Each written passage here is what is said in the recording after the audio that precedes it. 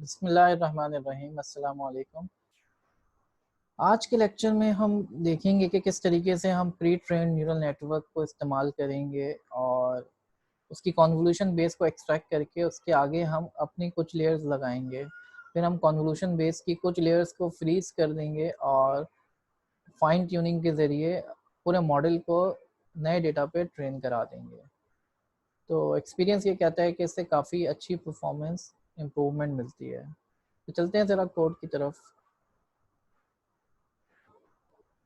ये आपके पास कोड नज़र आ रहा है। टेंसरफ्लो का हमने VGG16 का मॉडल इंपोर्ट किया और VGG16 का ऑब्जेक्ट बनाया। हमने कहा कि हमें डेंसर नहीं चाहिए, हमने टॉप को फॉल्स कर दिया, इंक्लूड टॉप फॉल्स कर दिया।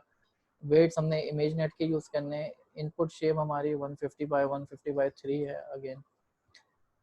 अब ये जो कन्वोल्यूशन बेस निकला है, हम इस लास्ट टाइम हमने क्या किया था, हमने इसको बोला था प्रेडिक्ट करो और प्रेडिक्ट ये कर रहा था तो फीचर्स निकल के आ रहे थे 4x4x512 के।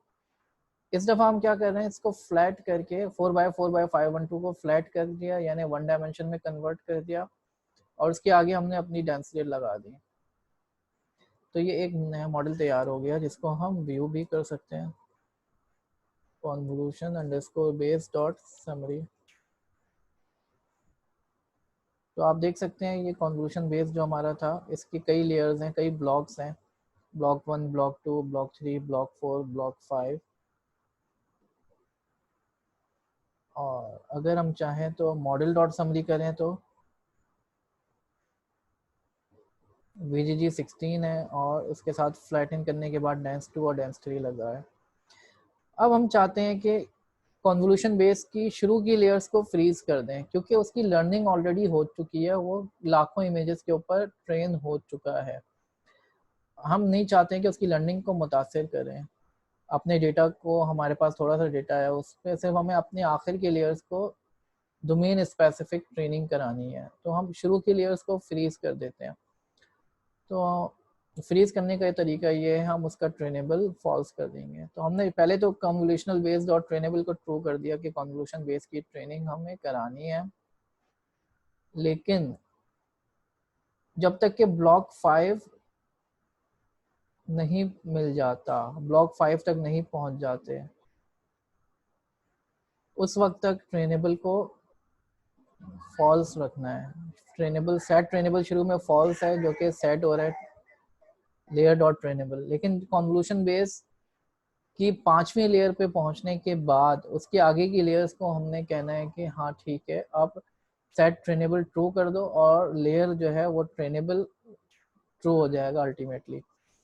यानी कन्वोल्यूशन बेस की अगर हमारे पास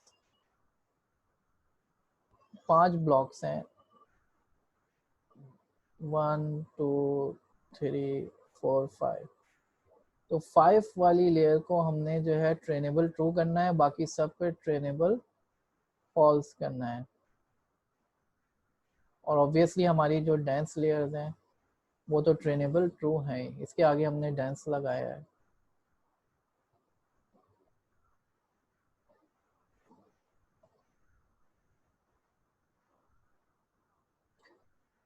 अब हमने ट्रेनिंग करानी है।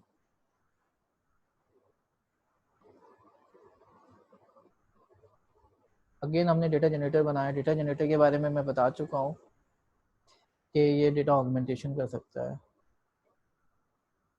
और अच्छा, हमने जब फीचर एक्सट्रैक्शन की थी तो उस वक्त हम डेटा ऑगमेंटेशन नहीं कर सकते थे,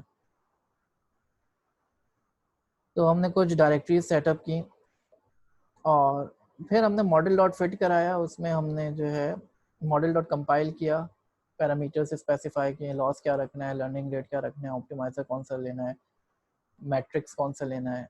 और उसके बाद हमने मॉडल डॉट फिट जनरेटर में जनरेटर पास कर दिया, जो कि इमेजेस फेंक रहा होगा, इमेजेस जनरेट करके दे रहा होगा मॉडल को ट्रेनिंग के लिए। और जनरेटर दो चीज़ें देता है, जैसा कि हमने बताया पहले भी कि जनरेटर जो है इमेजेस भी दे रहा होता है और उसके लेबल्स भी दे रहा होता है। इस तरीके से हम इसकी ट्रेनिंग करा सकते हैं।